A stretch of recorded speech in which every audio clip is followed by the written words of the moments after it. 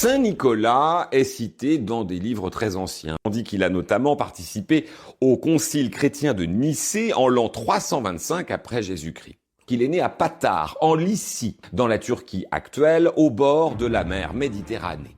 Nicolas était fils de commerçant, très riche. Il est reconnu très tôt pour sa bonté et devient d'ailleurs évêque de Myre, la grande ville d'à côté, évêque par le choix des habitants chrétiens du lieu.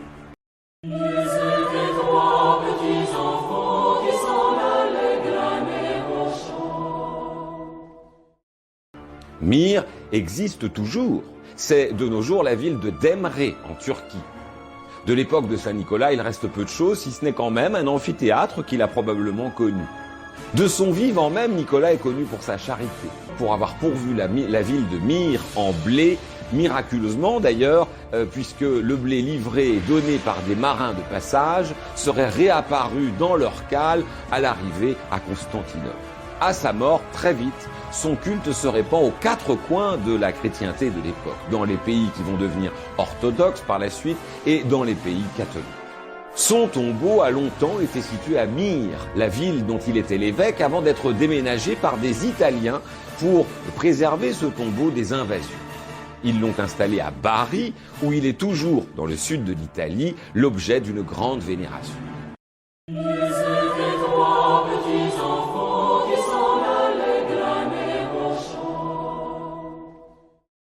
Trois de ses doigts sont aussi à Saint-Nicolas-de-Port, en Lorraine, depuis le Moyen-Âge. Saint-Nicolas, par sa vie et par les différents miracles qu'on lui a attribués, est devenu le saint patron de pas mal de gens. Il est leur protecteur.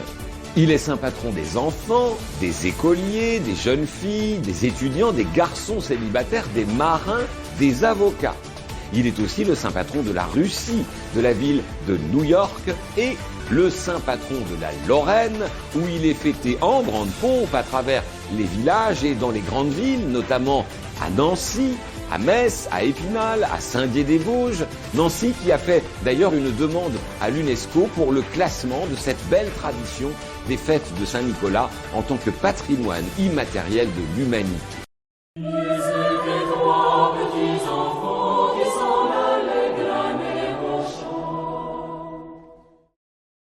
Sainte Lucie, elle est généralement représentée portant une couronne de bougies, car elle est fêtée le 13 décembre, qui coïncide avec le solstice d'hiver.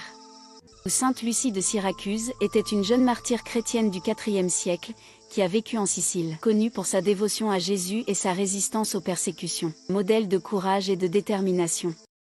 Santa Lucia, Santa Lucia.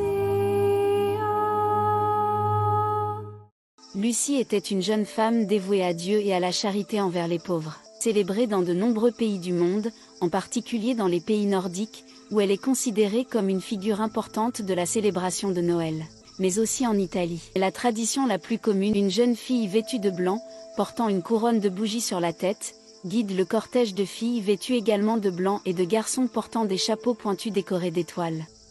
Santa Lucia,